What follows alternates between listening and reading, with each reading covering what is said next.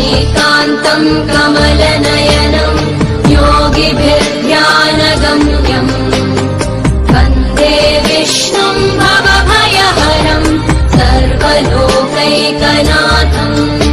शान्ताकारं भुजगशयनं पद्मनाभं सुरेशम् विश्वाधारं गगनसदृशं